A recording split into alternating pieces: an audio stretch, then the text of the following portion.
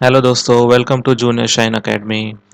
आज हम देखेंगे टिप्स टू लर्न इंग्लिश, मतलब कौन सी टेक्निक के ज़रिए आप इंग्लिश जल्दी सीख सकते हो।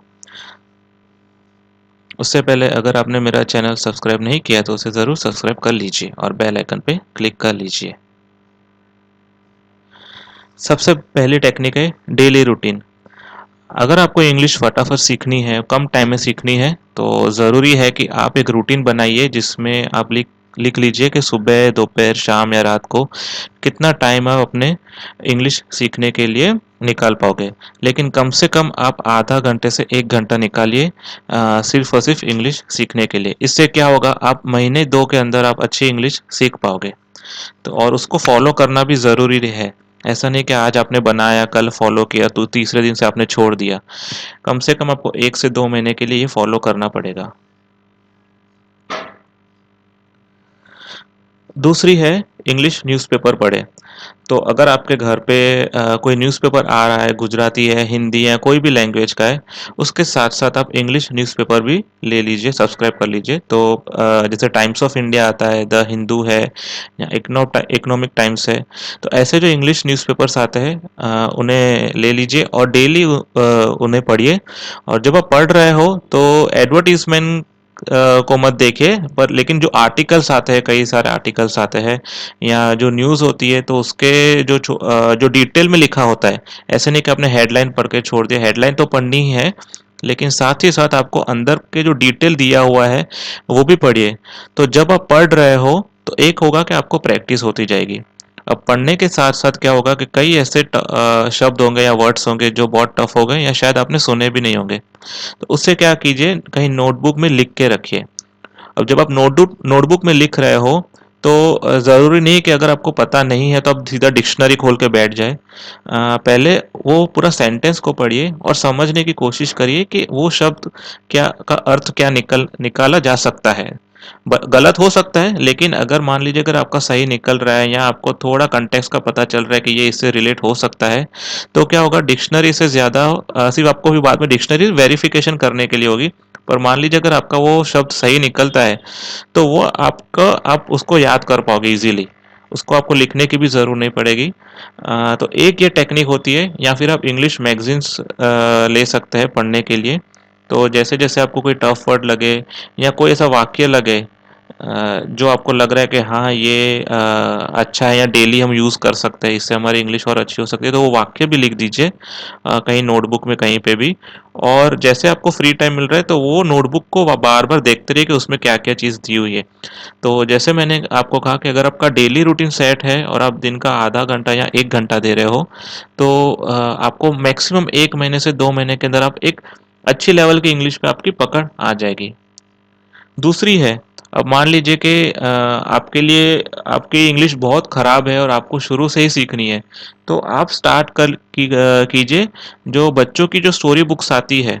आप देखोगे केजी या फर्स्ट या सेकंड स्टैंडर्ड या जो थर्ड फोर्थ स्टैंडर्ड के बच्चे, उनके पास वो स्टोरी बुक्स होती हैं, कुछ बेसिक लेवल का होता है बुक्स जहाँ पे एसेस होते हैं या कहीं ऐसी पोएम होती है। पोएम थोड़ा टफ हो जाए, लेकिन अगर स्टोरी बुक्स मिल रही है तो वो ले लीजिए। उससे क्या होगा कि वहाँ पे इतना टफ लेवल का इंग्लिश नहीं होता है, वो बेसिक लेवल का होता है। तो अगर वो भी आप पढ़ रहे हो तो भी आपको बहुत कम टाइम में आप एक बेसिक लेवल की इंग्लिश आपको अच्छी आ जाएगी। फिर आप न्यूज़पेपर पे जा सकते हो। लेकिन अगर आपकी इंग्लिश थोड़ी अच्छी है, आप ठीक ठाक बोल सकते हो, तो मैं यही कहूँगा कि आप इंग्लिश न्यूज़पेपर पढ़ना शुरू कर लीजिए, या फिर आप मैगजीन के ज़रिए भी आप इंग्लिश अपनी अच्छी कर सकते हो।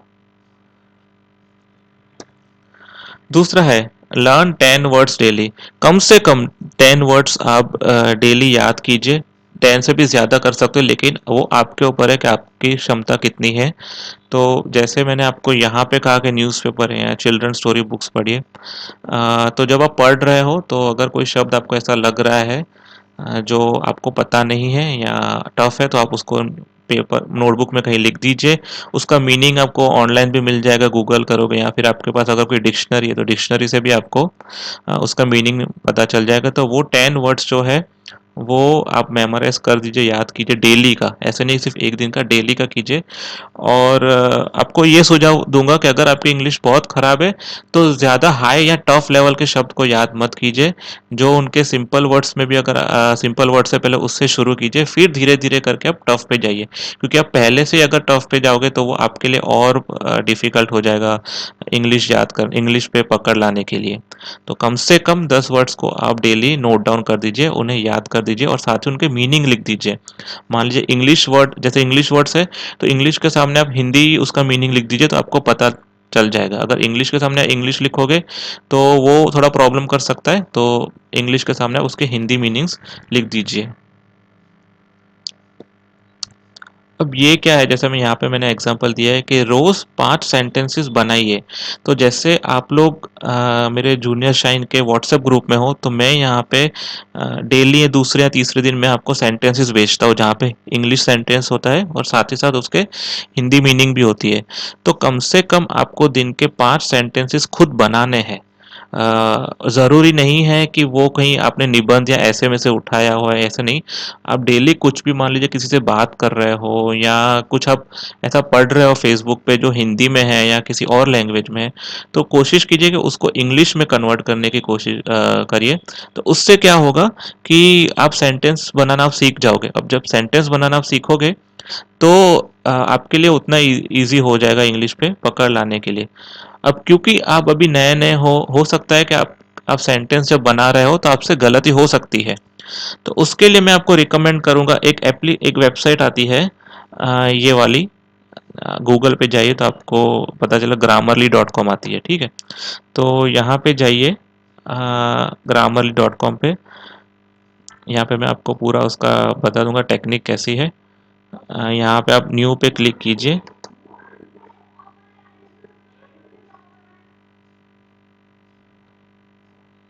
और यहाँ पे मान लीजिए कि मुझे कुछ लिखना है, मैं जो सेंटेंस बनाना है तो मुझे देखना है कि वो सही है या गलत है।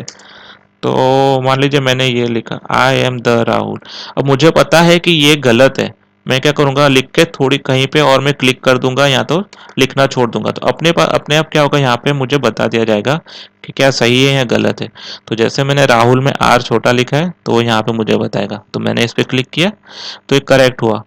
अब वापस दूसरा सजेशन आएगा, कहीं और पे क्लिक करें तो आपको उसका भी सजेशन मिल जाएगा कि वो सही है या गलत है। तो ये आप देख सकते हो यहाँ पे द नहीं होना चाहिए था। अगर मैं आपको दिखाऊं तो देखिए, ये वाला मुझे बता रहा है कि द नहीं आएगा। ठीक है, तो क्या होगा सेंटेंस हमारा, आई एम राहुल। तो कई बार आपको थोड़ा वेट करना पड़ सकता है, लेकिन अगर आपको इतना ज़्यादा वेट नहीं करना तो फिर से वो सेंटेंस करेक्ट करके यहाँ पे टाइप कर सकते हो। ठीक है,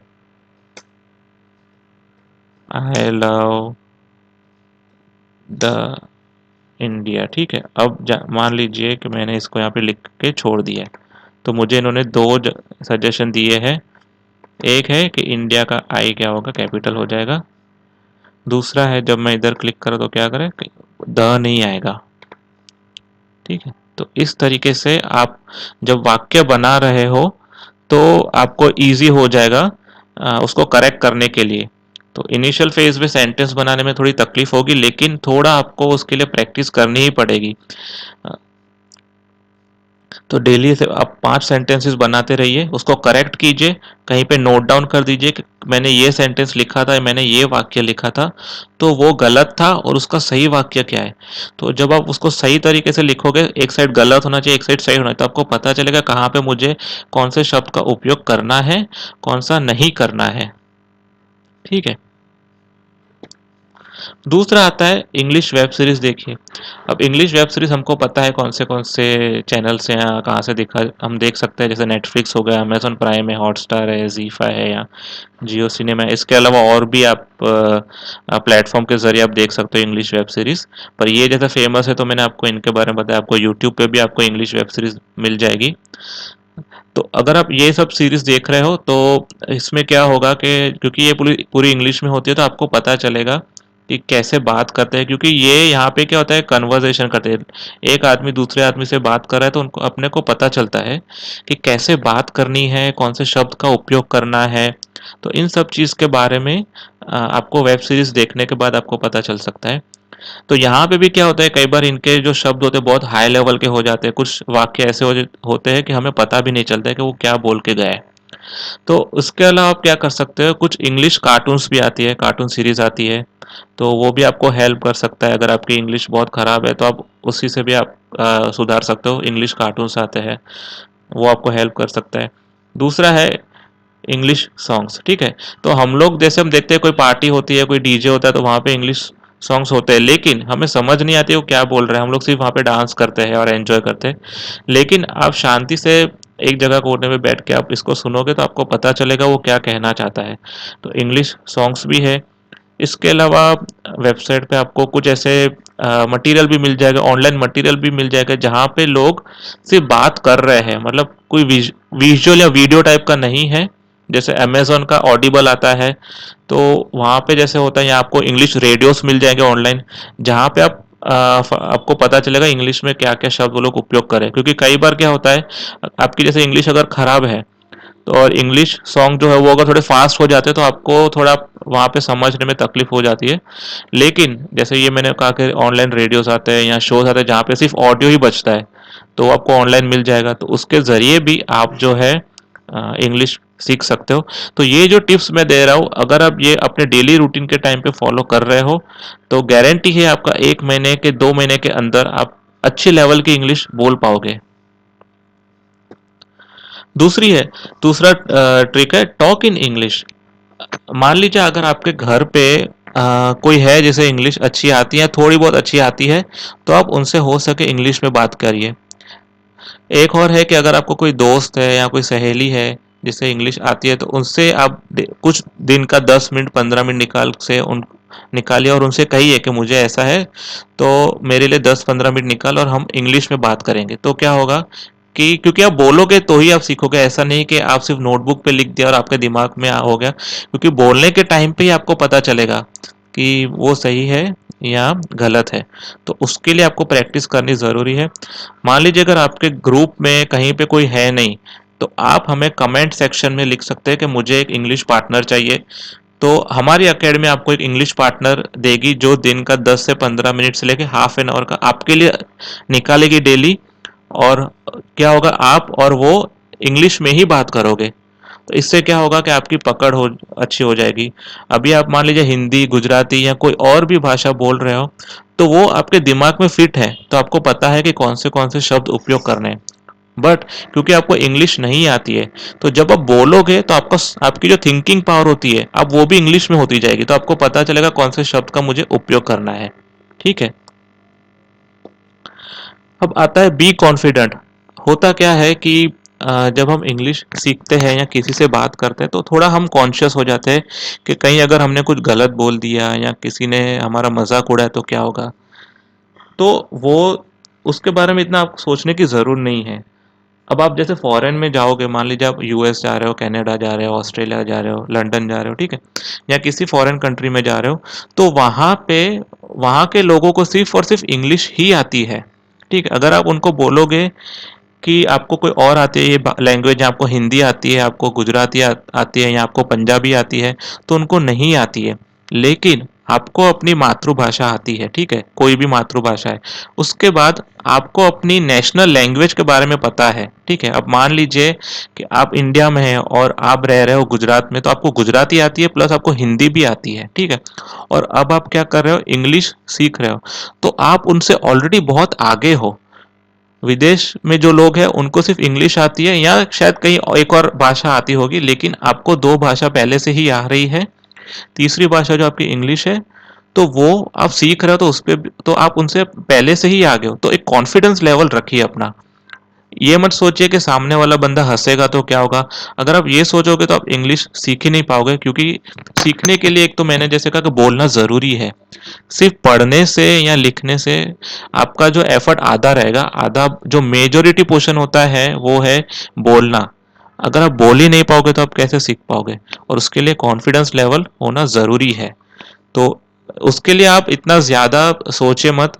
अगर आपको वैसा भी अगर प्रैक्टिस करना है, ठीक है, तो आप कैसे कर सकते हो कि आप जो है मोबाइल पे अपना रिकॉर्ड कर लीजिए, ठीक है? मिरर के सामने मत कीजिए कीजिए। मिरर के सामने क्या होता है कि जब हम बोलते हैं तो हमारा ध्यान इधर-उधर हो जाता है कि मैं कैसे लग रहा हूँ या कैसे लग रहे हो, बाल इधर-उधर हो गया, कपड़े कैसे। तो उस टाइम पे क्या होता है कि हमारा पूरा जो ध्यान जो होता है, जो फोकस होता है वो पूरा हट जाता है। तो आप क्या करिए कि कहीं मोबाइल पे रिकॉर्ड कीजिए, तो भी आपको पता चलेगा कि आपका कॉन्फिडेंस लेवल कितना अच्छा है। क्या आप एक वाक्य या पूरा एक ऐसे है, निबंध है, कोई भी ऐसा आप इंग्लिश में कुछ बोल रहे हो तो क्या आप कॉन्फिडेंस लेवल से बोल रहे हो कि नहीं बोल रहे हो? तो इससे आपको पता चलेगा। अब आता है थिंक इन इंग्लिश। मान लीजिए अगर आपके सामने कोई इंसान खड़ा है, वो आपसे कुछ पूछ रहा है, ठीक है, या आप मोबाइल पे बात कर रहे हो, तो हम जो बोलते हैं तो वो सोचते हैं कि हमें इस भाषा में ही जवाब देना है। अब होता क्या है कि जब हमें इंग्लिश बोलनी है या हम लिख रहे हैं, हमारे दिमाग में वो इंग्लिश शब्द आते ही नहीं। हम क्या करते हैं, उसको किसी और भाषा में भाषा में सोचते हैं। फिर हम उसको सोचते हैं कि अब इसको इंग्लिश में कैसा लिखा जाए। तो वो बहुत गलत टेक्निक है। अगर आप परीक्षा दे रहे हो या ऐसा कुछ है तो बात समझ में आती है कि ठीक है, थोड़ा तकलीफ होगा। लेकिन जब आपको एक स्ट्रांग लेवल, एक एक्सपर्ट लेवल का बंदा बनना है या बंदी बनना है इंग्लिश की फील्ड में, तो आपकी थिंकिंग पावर भी इंग्लिश में होनी चाहिए कि अगर मुझे कोई ये बोल रहा है तो मुझे कौन से शब्द ऑटोमेटिक इंग्लिश में बोलना है। मुझे उसको कन्वर्ट करने की ज़रूरत नहीं है कि मैं इसको पहले हिंदी में सोचूं या मैं इसको मराठी में सोचूं, उसके बाद में उसको इंग्लिश में कन्वर्ट करूं। वो नहीं होता है, क्योंकि सामने वाला बंदा आपके लिए वो वेट नहीं करेगा। तुरंत अगर जवाब चाहिए तो आपकी थिंकिंग पावर भी इंग्लिश में ही होनी चाहिए कि जो वाक्य मैं बोलने जा रहा हूँ वो दिमाग में पहले से फिट होना चाहिए। तो वो प्रैक्टिस करिए उस चीज़ के उस बारे में। अब ये वाला जो मैंने आपको अभी जस्ट बताया, रिकॉर्ड, करेक्ट एंड रिपीट, ये क्या है? पहले रिकॉर्ड कीजिए मोबाइल पे। मान लीजिए आपको अगर सिर्फ वॉइस रिकॉर्ड करना है तो वॉइस रिकॉर्डर का भी टेक्निक यूज कर सकते हो। आपको कॉन्फिडेंस लेवल चेक करना है तो आप अपना बैक कैम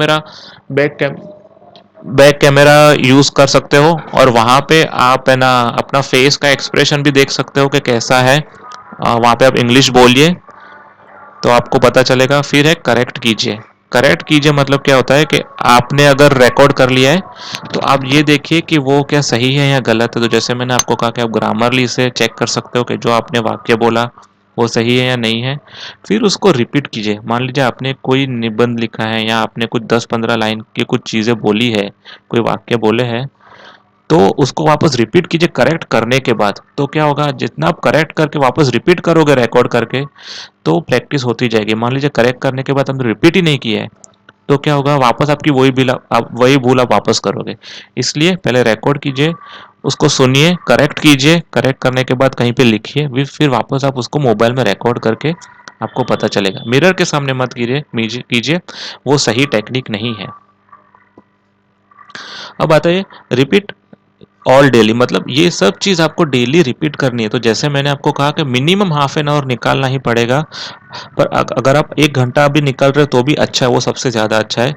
तो वो ये सब चीज़ आपको डेली रिपीट करनी है। उसके लिए मैंने आपको कहा कि डेली रूटीन बनाइए कि जैसे आप 1 घंटा निकाल रहे हो तो आप न्यूज़पेपर या मैगजीन या स्टोरी बुक पढ़ने में आप 10 या 15 मिनट ले रहे हो।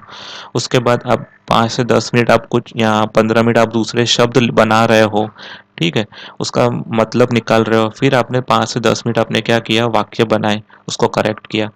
फिर क्या कर रहे हो, आप मोबाइल पर रिकॉर्ड कर रहे हो, करेक्ट कर रहे हो, वापस रिपीट कर रहे हो। तो ये सब टेक्निक जब आप रिपीट करते हो डेली, ये गारंटी आप विद इन 30 to 40 डेज के अंदर आपकी इंग्लिश बहुत स्ट्रांग हो जाएगी। आपका हमारा वीडियो कैसा लगा हो ये हमें बताइए।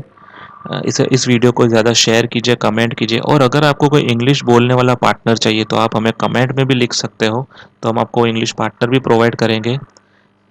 ठीक है, थैंक यू।